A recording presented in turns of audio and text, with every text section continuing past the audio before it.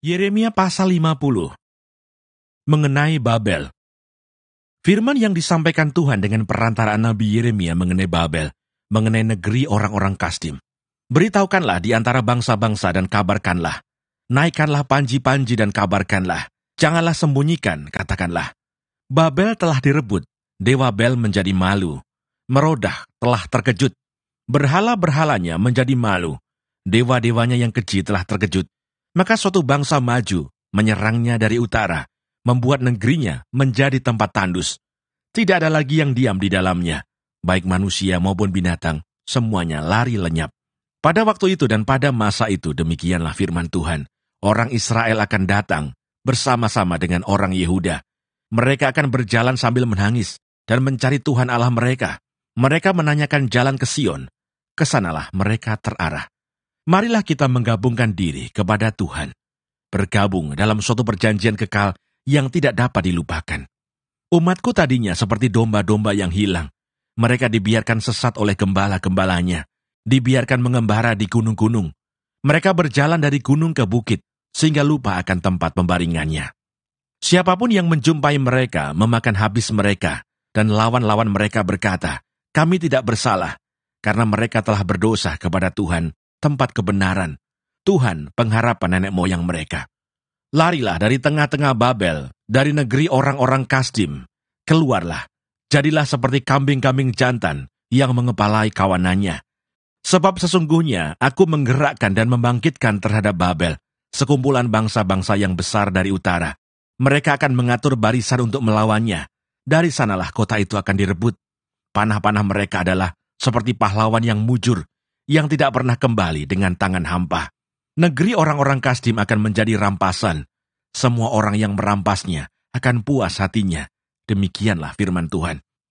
Sekalipun kamu bersukacita dan beria-ria, hai orang-orang yang merampok milikku, sekalipun kamu melompat-lompat seperti anak lembu di padang rumput, dan meringkik seperti kuda-kuda jantan. Namun, ibumu sangat menanggung malu, dan perempuan yang melahirkan kamu tersipu-sipu. Lihat, dialah yang menjadi terakhir dari bangsa-bangsa, padang gurun, padang belantara, dan dataran rumput. Karena murka Tuhan, negeri itu tidak akan didiami lagi. Sama sekali akan menjadi tempat tandus. Setiap orang yang melewati Babel akan merasa ngeri, dan akan bersuit karena pukulan-pukulan yang dideritanya. Aturlah barisanmu menyerang Babel dari segala pihak, hai semua orang pemanah. Panahlah kepadanya, janganlah merasa sayang akan anak panah. Sebab kepada Tuhanlah ia berdosa. Bertembik soraklah menyerangnya dari segala pihak. Dia sudah menyerah, tonggak-tonggaknya sudah rebah, pagar-pagarnya sudah runtuh. Sungguh, itulah pembalasan Tuhan. Laksanakanlah pembalasan terhadapnya. Lakukanlah kepadanya seperti yang dilakukannya sendiri. Lenyapkanlah orang penabur dari Babel, dan orang penyabit pada musim menuai, untuk mengelakkan pedang yang dahsyat ini. Setiap orang akan berpaling pulang kepada bangsanya. Setiap orang akan lari ke negerinya. Israel adalah seperti domba yang dicerai-beraikan, dihalaukan oleh singa-singa.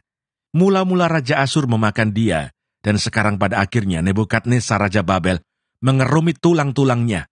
Sebab itu beginilah firman Tuhan semesta alam Allah Israel. Sesungguhnya, aku menghukum Raja Babel dan negerinya, seperti aku telah menghukum Raja Asyur. Tetapi aku akan mengembalikan Israel ke padang rumputnya, supaya ia makan rumput di atas Karmel dan di Basan, dan menjadi kenyang di atas pegunungan Efraim dan di Gilead. Pada waktu itu dan pada masa itu demikianlah firman Tuhan. Orang akan mencari kesalahan Israel, tetapi tidak didapatnya, dan dosa Yehuda, tetapi tidak ada ditemukannya. Sebab aku akan mengampuni orang-orang yang kubiarkan tinggal hidup.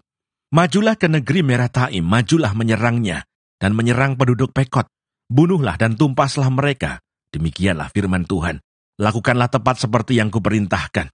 Gemuruh perang di negeri dan terjadilah kehancuran besar. Betapa remuk redamnya dan hancur luluhnya, martil seluruh bumi itu. Betapa Babel menjadi kengerian di antara bangsa-bangsa. Aku memasang jerat bagimu, dan memang engkau terjebak, hai Babel, dengan tidak mengetahuinya. Engkau terdapat dan memang engkau tertangkap, sebab engkau telah menantang Tuhan. Tuhan telah membuka tempat perlengkapannya dan mengeluarkan senjata-senjata geramnya. Sebab ada pekerjaan bagi Tuhan Allah semesta alam di negeri orang-orang Kasdim. Marilah mendatanginya dari segala jurusan. Bukalah lumbung-lumbungnya, onggokkanlah isinya. Bertimbun-timbun dan tumpaslah itu. Janganlah ada tinggal sisanya. Bunuhlah segala lembunya, biarlah rebah semuanya untuk dibantai.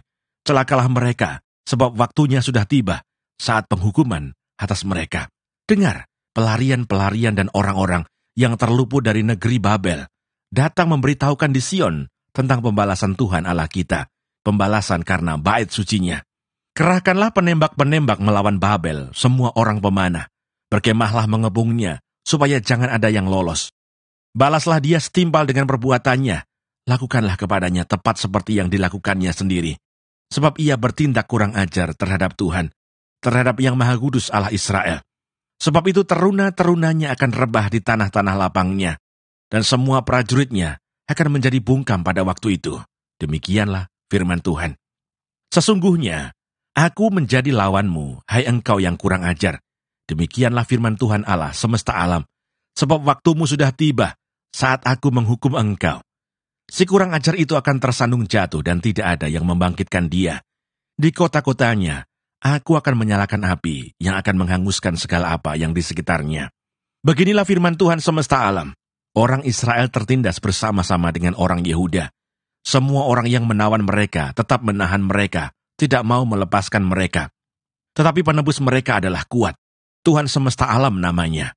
Tentulah ia akan memperjuangkan perkara mereka, supaya ia memberi ketenteraman kepada bumi, tetapi kegemparan kepada penduduk Babel. Pedang akan menimpa orang-orang Kasdim, demikianlah firman Tuhan, menimpa penduduk Babel, menimpa pemuka-pemukanya dan orang-orangnya yang berhikmat. Pedang menimpa tukang-tukang ramal, sehingga ternyata mereka bodoh. Pedang menimpa pahlawan-pahlawannya, sehingga mereka menjadi terkejut. Pedang menimpa kudanya dan keretanya, menimpa segenap tentara campuran yang di tengah-tengahnya, sehingga mereka menjadi seperti perempuan. Pedang menimpa perbendaharaannya, sehingga dijarah orang. Pedang menimpa segala airnya, sehingga menjadi kering. Sebab negeri itu penuh patung-patung. Mereka menjadi gila oleh berhala-berhala mereka.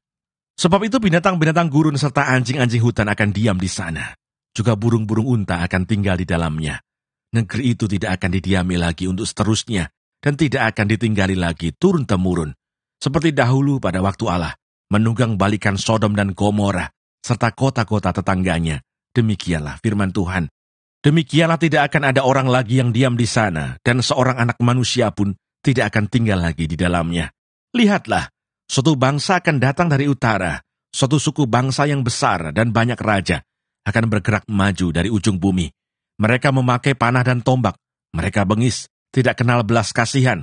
Suara mereka gemuruh seperti laut, mereka mengendarai kuda. Berlengkap seperti orang maju berperang menyerang engkau, hai putri Babel. Raja Babel telah mendengar kabar tentang mereka. Tangannya sudah menjadi lemah lesu, kesesakan telah menyergap dia.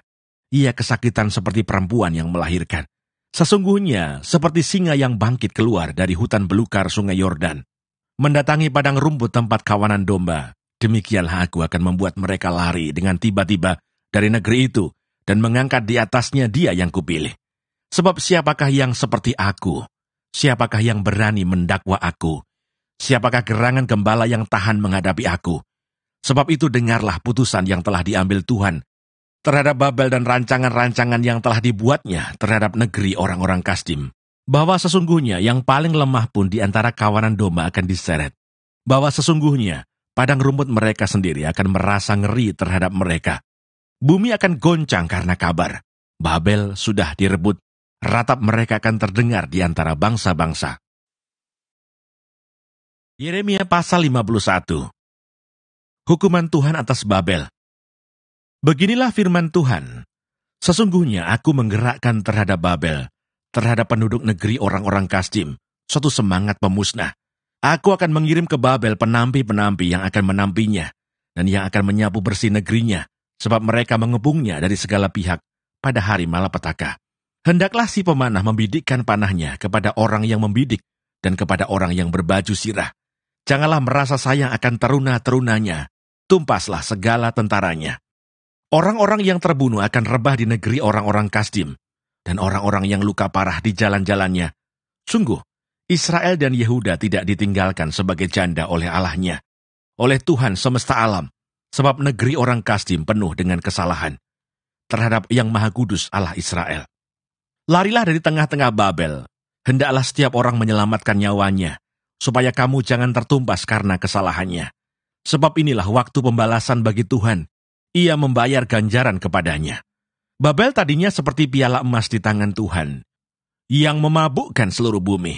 Bangsa-bangsa minum dari anggurnya, itulah sebabnya bangsa-bangsa menjadi gila.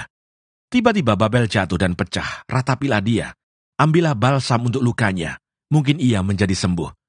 Kami tadinya mau menyembuhkan Babel, tetapi ia tidak dapat disembuhkan, tinggalkanlah dia. Marilah kita pulang masing-masing ke negerinya. Sungguh, penghukumannya sudah sampai ke langit, sudah menjangkau awan-awan. Tuhan telah membuat segala kebenaran kita menjadi nyata. Marilah kita ceritakan di Sion perbuatan Tuhan, Allah kita. Lancipkanlah anak-anak panah, siapkanlah perisai-perisai. Tuhan telah membangkitkan semangat raja-raja Media, sebab rencananya terhadap Babel ialah untuk memusnahkannya. Itulah pembalasan Tuhan, pembalasan karena bait sucinya. Angkatlah panji-panji terhadap tembok-tembok Babel, perkuatlah penjagaan, tempatkanlah orang-orang jaga, persiapkanlah penghadangan, sebab Tuhan telah merencanakan dan melaksanakan juga apa yang diancamkannya terhadap penduduk Babel. Hai engkau yang tinggal di tepi sungai besar, yang mempunyai kekayaan besar, akhir hidupmu sudah datang, batas hidupmu sudah sampai. Tuhan semesta alam telah bersumpah demi dirinya sendiri, sungguh pun engkau penuh dengan manusia-manusia seperti belalang, tetapi orang akan mengangkat pekik pertempuran terhadapmu. Tuhanlah yang menjadikan bumi dengan kekuatannya, yang menegakkan dunia dengan kebijaksanaannya, dan yang membentangkan langit dengan akal budinya. Apabila ia memperdengarkan suaranya, menderulah bunyi air di langit. Ia menaikkan kabut awan dari ujung bumi. Ia membuat kilat serta dengan hujan, dan mengeluarkan angin dari perbendaharaannya. Setiap manusia ternyata bodoh, tidak berpengetahuan, dan setiap pandai emas akan menjadi malu karena patung buatannya. Sebab patung tuangannya itu adalah tipu, tidak ada nyawa di dalamnya. Semuanya adalah kesia-siaan, pekerjaan yang menjadi buah ejekan, dan yang akan binasa pada waktu dihukum. Tidaklah begitu dia yang menjadi bagian Yakub, sebab dialah yang membentuk segala-galanya, dan Israel adalah suku miliknya, namanya ialah Tuhan semesta alam. Engkau tadinya adalah palu kodam bagiku, senjata perang. Dengan engkau aku menghancurkan bangsa-bangsa, dengan engkau aku memusnahkan kerajaan-kerajaan, dengan engkau aku menghancurkan kuda dan pengendaranya. Dengan engkau aku menghancurkan kereta dan penunggangnya. Dengan engkau aku menghancurkan orang laki-laki dan perempuan. Dengan engkau aku menghancurkan orang tua dan muda. Dengan engkau aku menghancurkan teruna dan darah. Dengan engkau aku menghancurkan gembala dan kawanan dombanya. Dengan engkau aku menghancurkan petani dan lembu pembajaknya. Dengan engkau aku menghancurkan bupati-bupati dan pembesar-pembesar. Namun aku akan membalaskan kepada Babel dan kepada segenap penduduk negeri orang Kasdim segala kejahatan yang telah mereka lakukan terhadap Sion di depan matamu sendiri. Demikianlah firman Tuhan. Sesungguhnya aku menjadi lawanmu, hai gunung pemusnah, demikianlah firman Tuhan, yang memusnahkan seluruh bumi. Aku akan mengacungkan tanganku kepadamu, menggulingkan engkau dari bukit batu, dan membuat engkau menjadi gunung api yang telah padam. Orang tidak akan mengambil batu penjuru atau batu dasar daripadamu, tetapi engkau akan menjadi tempat tandus yang kekal. Demikianlah firman Tuhan. Angkatlah panji-panji di bumi, tiuplah sangkakala di antara bangsa-bangsa. Persiapkanlah bangsa-bangsa berperang melawan Babel. Kerahkanlah kerajaan-kerajaan melawannya, Ararat, Mini, dan Askenas. Angkatlah seorang panglima melawannya. Tampilkanlah kuda seperti kawanan belalang. Persiapkanlah bangsa-bangsa berperang melawannya. Raja-raja Media, beserta bupati-bupati, dan pembesar-pembesarnya, dan setiap negeri yang di bawah kuasanya.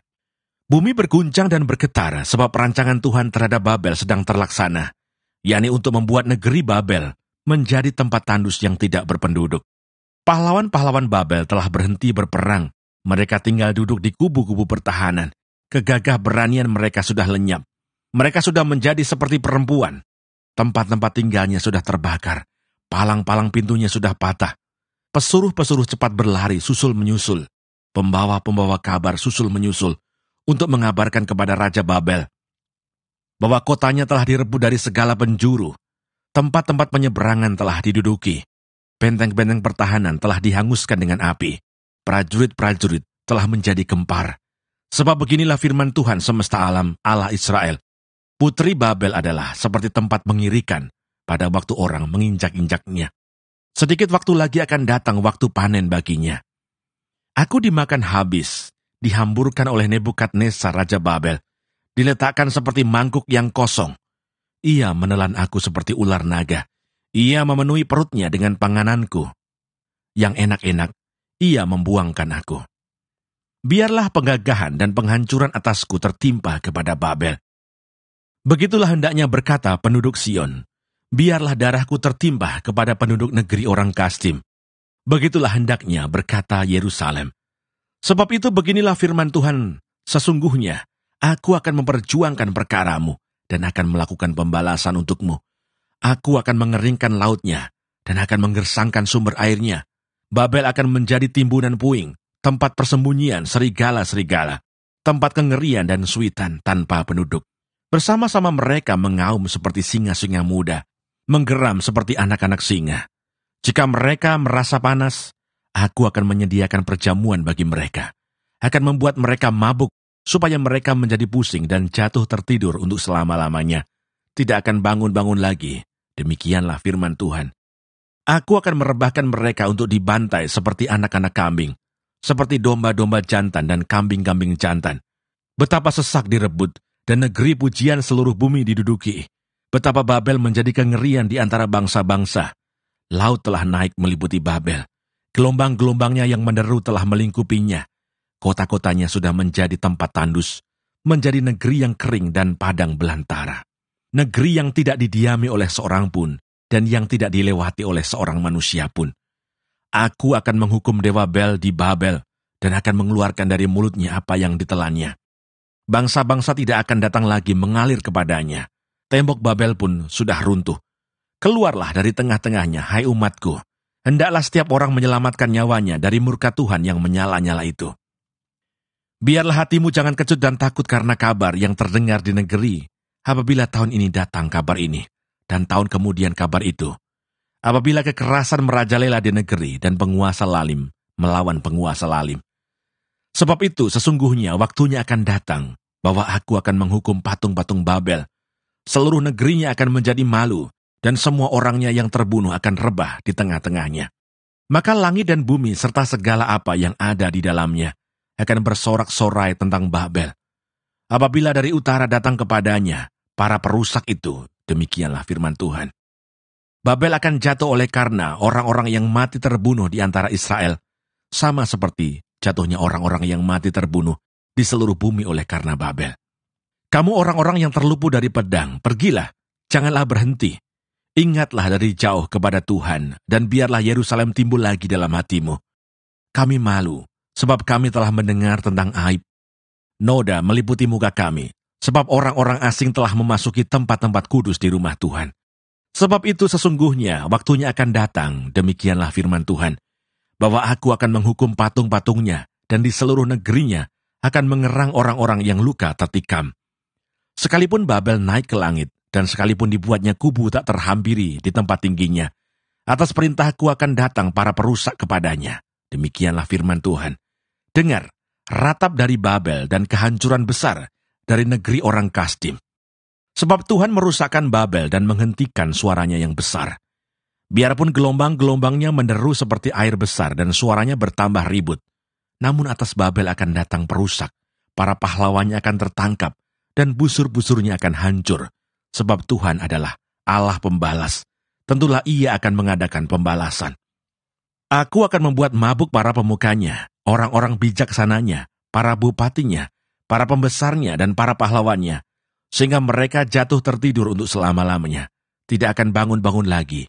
Demikianlah firman Sang Raja yang Tuhan semesta alam namanya. Beginilah firman Tuhan semesta alam.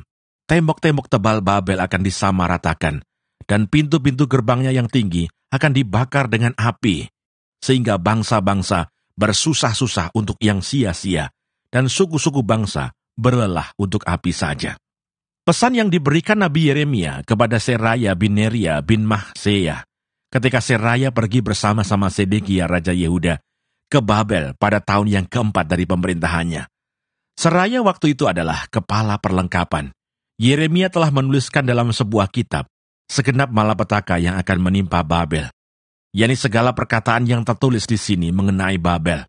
Kata Yeremia kepada Seraya, "Jika engkau tiba di Babel, maka ikhtiarkanlah supaya engkau dapat membacakan segala perkataan ini, dan katakanlah, Tuhan, engkau telah berfirman tentang kota ini, bahwa engkau akan melenyapkannya, sehingga tidak ada lagi yang diam di dalamnya, baik manusia maupun hewan, dan sehingga kota ini akan menjadi tempat tandus untuk selama-lamanya. Apabila engkau selesai membacakan kitab ini, maka ikatlah sebuah batu kepadanya, lalu lemparkanlah ia ke tengah-tengah sungai Efrat, sambil berkata, beginilah Babel akan tenggelam, dan tidak akan timbul-timbul lagi, oleh karena malapetaka yang kudatangkan atasnya." Sampai disinilah perkataan-perkataan Yeremia. Yeremia pasal 52. Zedekia Raja Yehuda, runtuhnya kerajaan Yehuda. Zedekia berumur 21 tahun pada waktu ia menjadi raja, dan 11 tahun lamanya ia memerintah di Yerusalem. Nama ibunya ialah Hamutal binti Yeremia dari Libna. Ia melakukan apa yang jahat di mata Tuhan, tepat seperti yang telah dilakukan Yoyakim. Sebab oleh karena murka Tuhanlah, hal itu terjadi terhadap Yerusalem dan Yehuda, yakni bahwa ia sampai membuang mereka dari hadapannya.